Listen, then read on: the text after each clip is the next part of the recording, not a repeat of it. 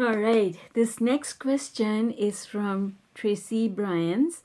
I'm going to read the question out like I always do. I'm beginning to realize I'm not ever sure of what emotion I'm having and to what. I have never thought that I needed to know. But if I'm to understand that I move up and down the emotional scale, how to differentiate between feelings and emotions means I should know. There's certain simplicity that the quarantined life has highlighted, but knowledge within myself is being unleashed that I really just don't know some things even about myself. So I guess, Zara, my question is, in the past, my emotions have been attached to my children, my husband, my siblings, my parents, my friends, and my environment. But now I'm trying to understand from the inside. What do you recommend? Oh my God, Tracy, this is such a big question. In fact, this is not one question in my mind, this is many different questions. So I'm going to start with the first question that you've asked is not being sure of where you are on the emotional scale. And I was like that as well when I first started and listening to Abraham, really listening to Abraham and beginning to understand Abraham's message. I started realizing that I was not a feeling person. I started realizing that I had suppressed my feelings for a very long time. And I had done that under the label of being brave because life threw stuff at me and I was brave. I was solid. I was like a rock. I could get through everything. So I never allowed myself to be emotionally vulnerable. And the result was that I got used to spending my time at a lower place on the emotional scale. Because of that, being not happy was my norm. And I had forgotten what it felt to feel really happy. And I wouldn't let myself also go down, down, down, down to being extremely hurt. So there was this protective mechanism. It was almost as if it was a response to being told that when you're too happy, you get to pay for it.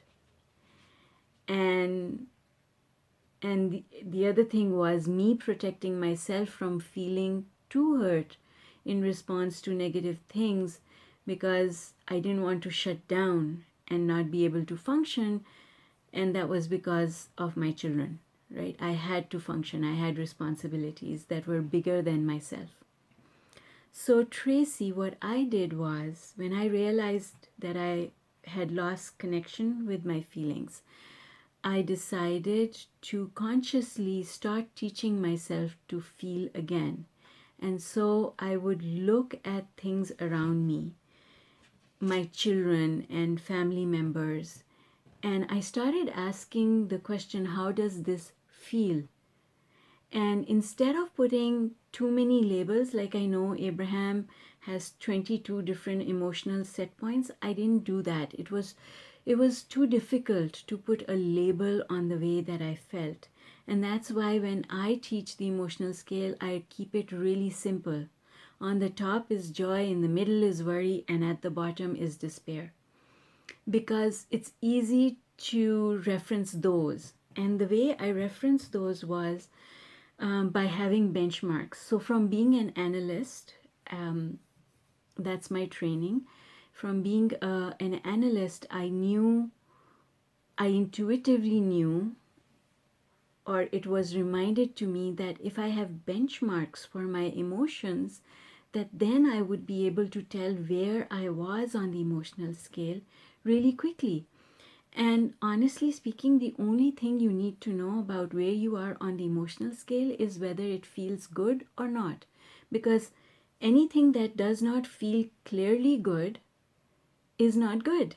It's as simple as that. You don't need to put an exact label on it. You don't need to differentiate between anger and revenge. You don't need to differentiate between hopefulness and eagerness. You just need to ask yourself, do I feel good? So what I did was, I developed benchmarks. Benchmarks meaning I went back into my memory bank and I selected those moments in my life when I knew that I was truly happy. And those are moments that are etched in my mind because they're like crescendos of joy. And I remember them so clearly. And those moments for me are very simple. My graduation, my first graduation, my undergraduate degree at the University of Maryland, and the look of pride on my father's face. My joy was excessive just because of seeing his joy. He was literally dancing up and down, and I was so happy. My playing with my brother as children, jumping up and down on our spring mattresses, throwing pillows at each other, having a pillow fight, and my mother screaming at both of us actually enhanced the joy. Playing with balloons, again, something that my brother and I love to do, and blowing bubbles. To me, these are the things that are absolute joy. And then I have some memories of my children, beautiful memories of my children that also always bring me joy. And I also call them my thought anchors, a whole different thing, a thought anchor, which we'll get into at some later point. So this is how I know when I'm really, really joyful. And then I also have benchmarks for satisfaction. Just feeling, I'm so, just now, this moment is so perfect. And I have benchmarks for those moments as well. One of them is going for a walk at my favorite lake, looking out onto the water at this big weeping willow that was bent over, and it fell into, its roots fell into the water. And that willow was my friend. And just being there and standing there with the sun in my face, and actually the wind in my face and the sun on my back, satisfaction. That moment was completely satisfying. And when I go back and I remember that moment, it is completely satisfying. And then I have another anchor, and that is my daughter. I was late one day picking her up from her high school, and everyone had gone. The yard was empty. She was the only child there, and she didn't know that I had pulled up at the curb. It was drizzling, a very light drizzle, and she was twirling round and round, and she was wearing this big skirt that spread out all around her as she was twirling, and she had her face turned up towards the sky and her arms flung open like that. And when I looked at her, that gave me so much satisfaction, heartwarming satisfaction. And then I have a similar picture of my son that gives me this heartwarming satisfaction. And then I have those moments in my life when I thought I was going to die, like there was no tomorrow. And that was when I ran away from home when I was younger, and I just thought my life was going to come to an end. And that was, I was running away from an abusive marriage. And I remember the fear, and it doesn't grip me the way it did grip me at that point in time. But it's so easy for me to ask myself, do I feel that way? And no, I never feel that way. It's been so many years since I ever felt that way. So it's very easy for me to know that no, I'm not in a place of fear anymore. I know how depression feels because I've been there. And I just have to ask myself am I feeling depressed just now? And I will get an immediate response because I have a benchmark. I have a memory that tells me exactly how that feels. And when I ask myself the question, I know I'm not feeling that way, I get the answer like that. And then I know what worry feels like. I've been in that place where I didn't have money to pay my bills. So I know how worry feels like. And when I ask myself the question, am I there?